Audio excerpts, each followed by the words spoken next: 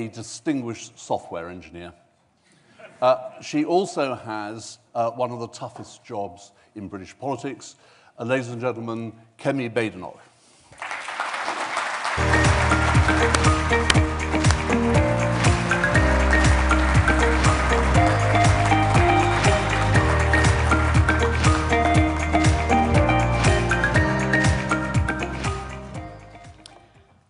How do you know whether a politician is actually going to do what it is they say they'll do? You can only look back on their track record.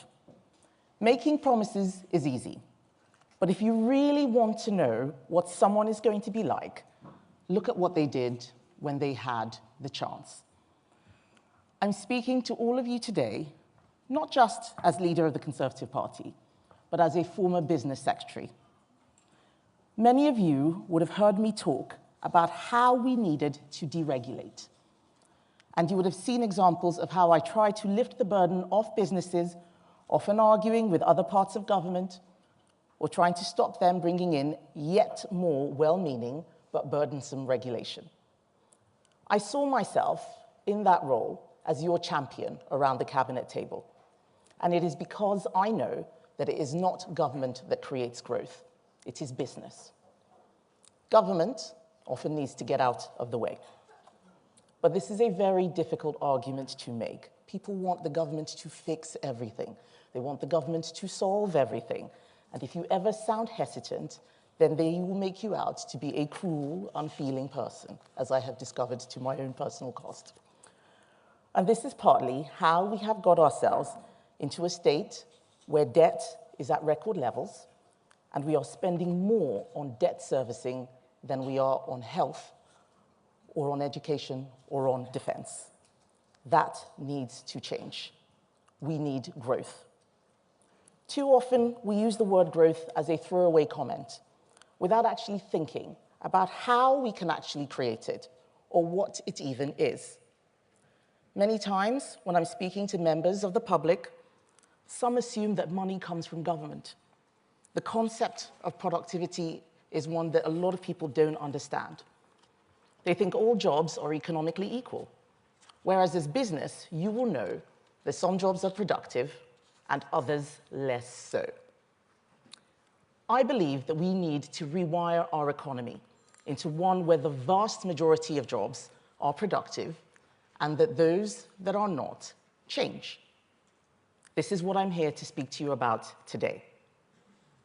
But first, I want to acknowledge the reason why I'm standing here not as a government minister, but as the leader of the opposition. And it is because we Conservatives got things wrong. And unless we explain where we got things wrong, we will repeat those mistakes. My father was a GP. He always told me that if you get the diagnosis wrong, the treatment won't work. You'll keep treating the patient over and over again, but they will never get better. And that is what I fear is about to happen in the UK. We haven't done the work which is needed to understand what the root causes of our problems are. And I am worried because the Labour Party are not just repeating many of the mistakes which we made in government, they are doubling down on them and combining them with an unprecedented raid on business. Today, we are all talking about the consequences of the budget, but we do not yet know what the full consequences of their legislative program will be, like their employment rights bill, designed by trade unions. But there is no point in me just complaining about Labour when it was obvious that we Conservatives lost the confidence of business. I was not surprised at how many people attended Labour's prawn cocktail or smoked salmon offensive last year. I know it is because you thought that we didn't understand what your needs and concerns were, and you knew we were going to lose. So as a first step to fix that, I have made sure that the two people who are in the most business-facing roles in my shadow cabinet are people who have run companies themselves, people who understand what you are about. Our Shadow Chancellor, Mel Stride, was the widely respected chair of the Treasury Select Committee. Before Parliament, though, Mel founded a successful business which he expanded into the US. Our new Shadow Business Secretary, Andrew Griffith, is a former Treasury Minister and chartered accountant. He's been a successful financial analyst and asset manager. He has serious boardroom experience. During the leadership contest, many people kept asking me, what are your policies? This was something that I resisted answering, because there is a lot that we need to fix before a party that's just started in opposition starts with new policies. I believe that we need to begin with first principles. If you're thinking about opening a restaurant, you don't start off with what the menu will be. So what are our principles? I believe that we need to have free and fair competition, not monopolies, not rent-seeking, not corporatism, but a genuine competition that allows new entrants in and those who are no longer productive to evolve or leave the economy. That is what free enterprise is about. We Conservatives must be the party of business, not just big business, not just corporates, but small business too. Every big business started out as a small business, and that is why I am so concerned that the burden on them is still increasing, with taxes, corporation tax, employers' national insurance, and new regulations. The new government believes that invisible businesses can absorb these costs, but it is everyday people who bear the brunt, either in higher prices or lower wages, sometimes both. We may see the jobs which are lost as a result, but no one ever sees the jobs that never get created. So I am here to show you that I understand businesses' values. I am not here to represent business interests. That's your job. I'm here to let you know the Conservative Party shares your values. I'm often criticized for talking about capitalism. Someone once told me that capitalism is old-fashioned. I don't think so. I think it is important that we explain what capitalism in a free market environment means. Capitalism is not a dirty word. Wealth is not a dirty word. Profit is not a dirty word. But we need to start explaining how these things deliver for the people out there. People who often think that you are in it for yourselves and we, the politicians, are in cahoots. People who think that business is all about greedy fat cats, rather than people who are working hard, entrepreneurs, and those who are making life better for all of us one way or another. Secondly, we have got to be more precise when we talk about growth. It is not just about increased GDP. It is not even just about increased GDP per capita. You can increase GDP by increasing immigration, but no one feels richer. In fact, some get poorer. You can increase GDP per capita by getting more millionaires and billionaires to move to your country, but that won't necessarily make everyone else better off. In fact, there are many studies that show even when nothing has changed, we are more likely to feel worse when we compare ourselves with those who are a lot wealthier than us. I am talking about real growth, growth that people can see, growth that people can feel, seeing an improved environment around them, as well as having more money in their pockets to spend, knowing that we have enough money to provide security, to protect our families, but also to protect our country in increasingly dangerous times. The bottom line is that economic growth is not the end in itself. It is a means to an end. The end is to make people's lives better. We are not the only country to suffer from low growth. It is plaguing almost all developed countries. As Trade Secretary, just after COVID, I traveled all around the world, and in Italy, Mexico, Japan, the US, Australia, France, people were talking about the same things: a higher cost of living, higher inflation, difficulties controlling mass migration. We are not alone in these problems, but we are unique in our circumstances and our ability to get things moving. That is going to require a change of mindset, and that starts with our politics. Politics needs to accept boundaries. Every day in the legislature, someone has a great new idea that sounds nice in principle, but in practice creates more red tape, more bureaucracy, more burden. The incentive for us as politicians is to keep announcing new nice things. But the way to fix things is not just about creating new laws. We must not be a bureaucratic state. We need to get a proper diagnosis of what is going wrong. Why is capital investment so low? Why is productivity still so stubbornly stalled? I have read endless reports and many reviews with all sorts of potential solutions, improving skills or getting our pensions working harder for us, and we have brought in regulations and policies to address this, and yet still, things are not getting better. I think we need to look again. So I'm not standing here telling you that I have all the answers. I am letting you know that I have seen the system from the inside, and it is broken. We are trying to fix problems with the wrong tools. We are using a mindset and a paradigm that worked well in the late 20th century, but does not work well when we have aggressive competitor economies like China and when there is rapid technological innovation, when our society is getting older and the birth rate is still too low. More quangos, more interference, more regulations, more laws will not fix that. We need to ask ourselves, what is the role of the state? What can we do to create a level playing field and allow you to go out and fix those problems? Finally, government itself must change. It must change what it does if growth is ever properly to return. We didn't address this when we were in government, and if Labour does not, they will fail. Government is going to have to learn from business about how to work better, quicker, and be more responsive.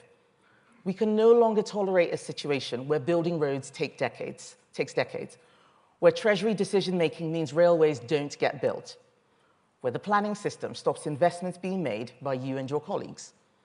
Over the last 2 decades, you have all had to transform your business models to account for massive societal and technological change. It is time that government does the same, because what we have now isn't working. They will tell you that there is no alternative. There is. We need an alternative strategy so we can finally unleash the power of business to make our country better. I believe in the immense power of business to do good. You may not be the public sector, but many of you deliver critical services for the public. So I will stand up for the values of business.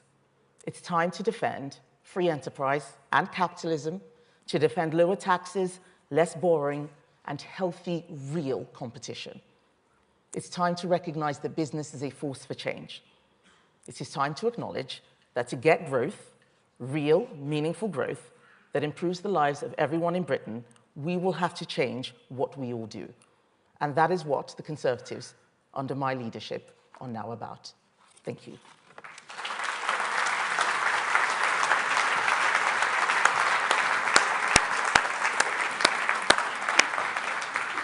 Thank you for that. I think you're going to take 2 questions from media, and then we'll go out to the audience to ask for your questions. So I think there were... I had Gurpreet Narwan from Sky News.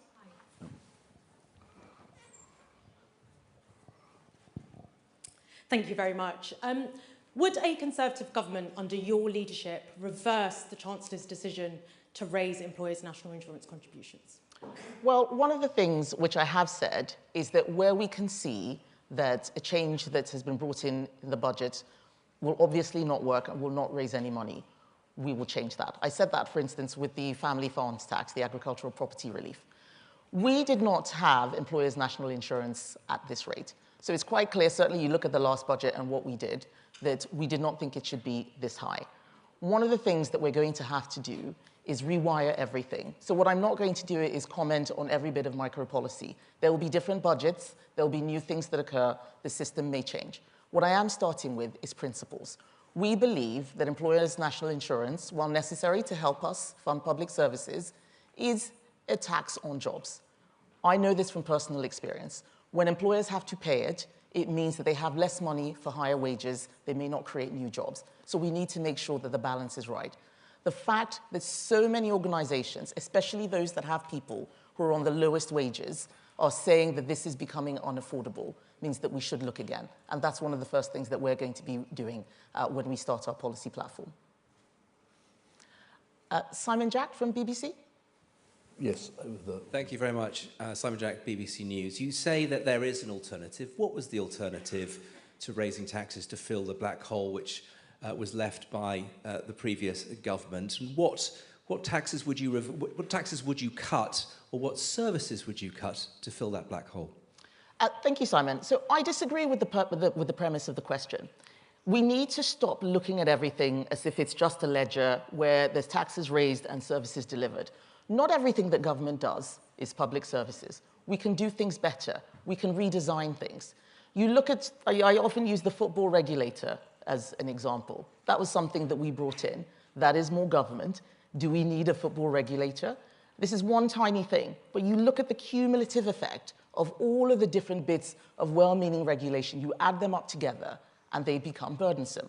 So that is why I'm not talking about which tax we'll tweak here or which service we're going to cut there. We need to completely change the way we talk about how our economy works. What is it that we're trying to do? What should government be doing? How should it do better? Are we having people in the most productive places? And that's going to require a lot of work. That's why I talk about us setting up policy commissions and deep, real reviews, asking the right questions, not just a policy tweak here or there. That's what we're going to do. If we're going to rewire the state, we need to start from there and not just adjust little knobs and levers on tax or insurance. Let's think about everything from first principles. Right, thank you for that. Now let's go to the floor. We have a question on the left there. Yes, sir. Sorry, I'm also Emilio from Politico. You talked about we should be building roads much more quickly. How quickly? We've seen videos of, China building hospitals in 9 weeks or whatever. Once we're past the planning stage, which they obviously don't have to worry about, how quickly should we be able to build new roads or new hospitals or housing? And secondly, you talked about, I can't remember the wording exactly, a rentier society or something like that. What's your view on leasehold, and should it be reformed further?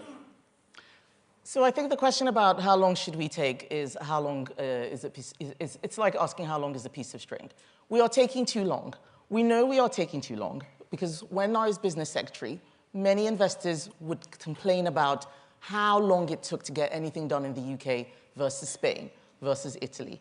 The reason why is because they found the morass of bureaucracy just too difficult to deal with. So we should be looking at what our competitor economies are doing. And we should be asking ourselves why it is that there is so much obstruction to getting things delivered.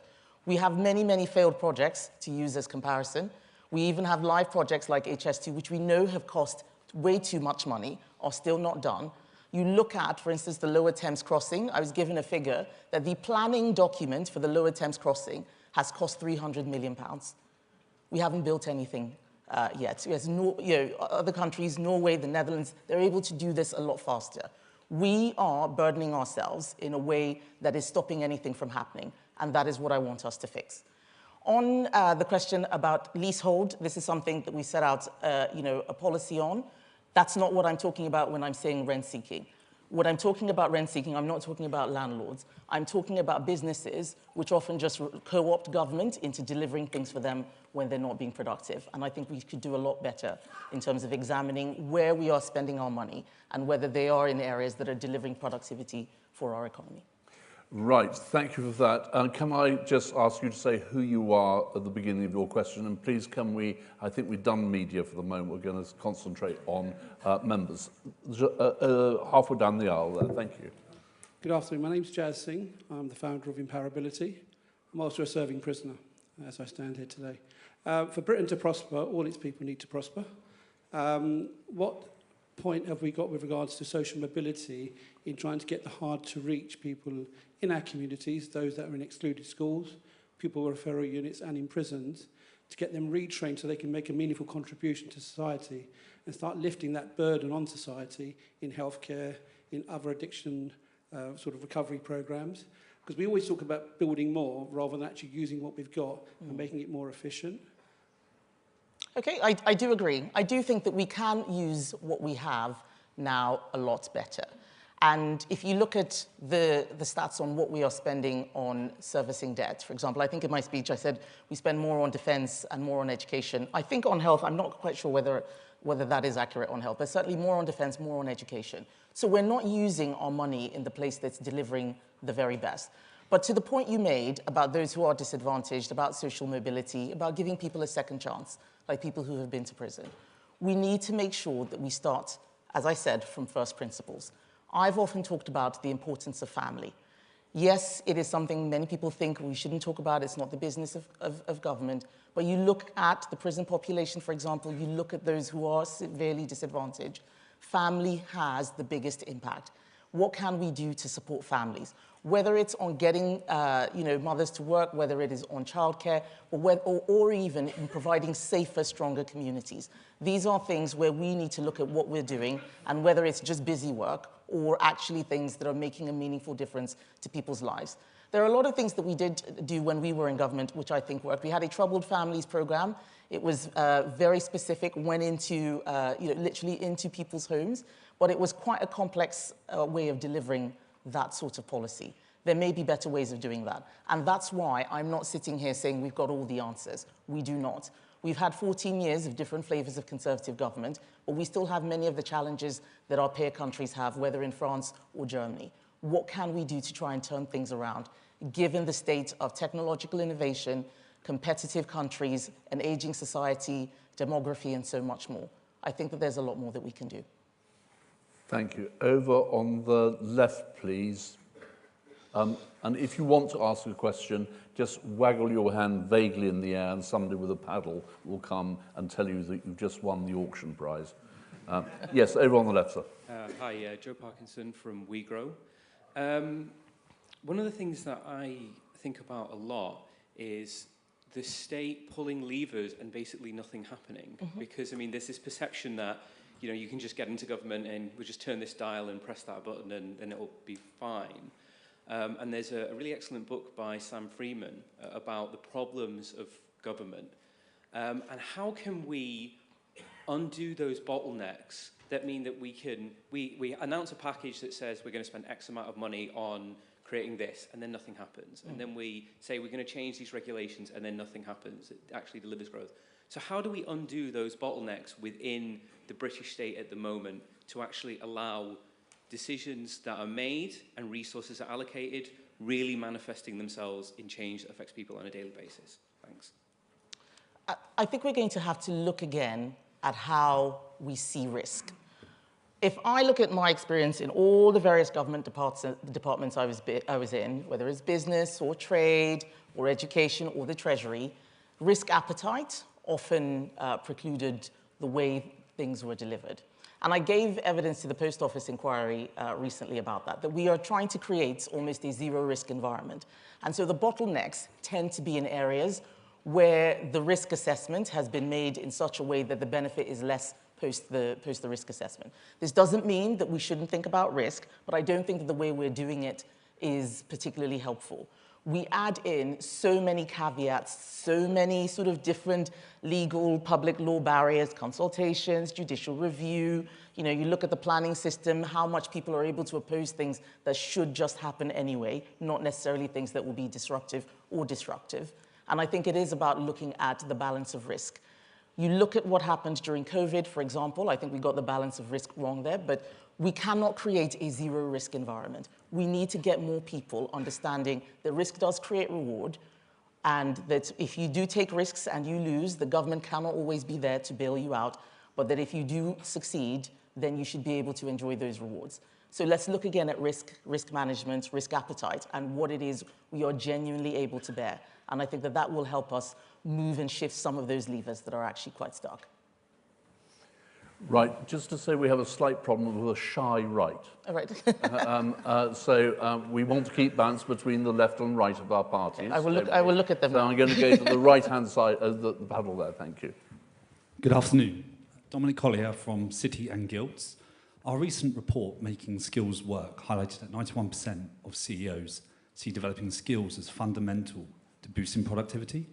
As leader of the opposition, how will you focus on this area? Well, I think I'll start by making us more specific about what we mean when we say skills. I sat in many roundtables, many meetings, and everybody was talking about skills, and we were speaking at cross purposes. What exactly do we mean? For some people, it's basic social skills. I remember doing a prison visit, and I was told that we teach them skills And I asked to see what sort of skills they were teaching. And it was basic things like teaching people to say please and thank you. That the prisoners who left prison, who couldn't use those the language that children use, were unable to move very far. To the more, the other extreme end of the line, AI and so on, there is a huge spectrum of skills development that is required. Making sure that we are able to do so in a way where we're developing the talents of people in this country, creating more second chances, not just assuming that what you did at A-levels or at university is what you're going to do for the rest of your life, when we know that we're all getting older and we're all going to be working longer. So I would like us to be more specific about skills. I sat in meetings where some people were talking about, very serious manufacturing skills, and another person was talking about PowerPoint. It's not the same thing. We need to be more specific in our language. We need to talk to each other better, and I think that way we'll be able to develop real policy that makes a difference. Thank you. Question over there.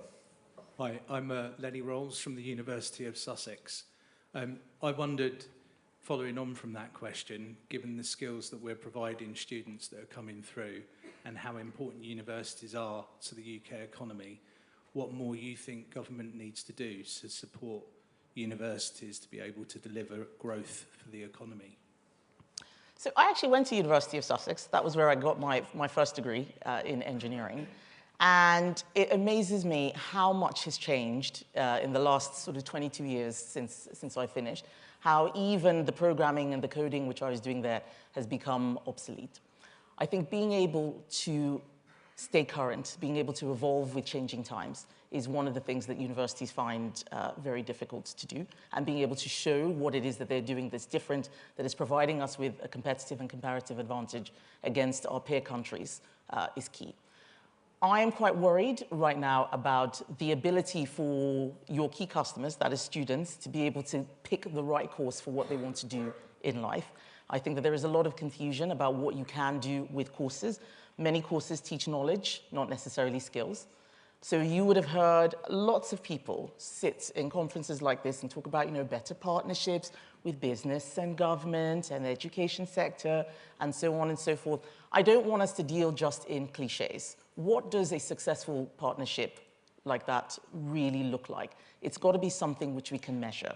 It's got to be something where the metrics are showing that what universities are doing are making a difference. And as I said, in the same competitive environment the business needs to work in, universities need to work in that competitive environment as well. If universities are not delivering for their clients, for their customers, then they need to evolve or leave. And that's one of the things that I think that we can do better in terms of measuring the genuine outcomes of the people who are passing through our educational institutions to make sure that they're getting what they are being promised, because they mostly only get one chance. They come out with a lot of debt, and we need to make sure that we're making sure that they use that one chance as best as they can. Kemi, thank you very much indeed for that, and thank you for coming here today. It's been great to see you here in Seoul. I know members will want to give you a round of applause and say thank you, Kemi. Thank you, Richard.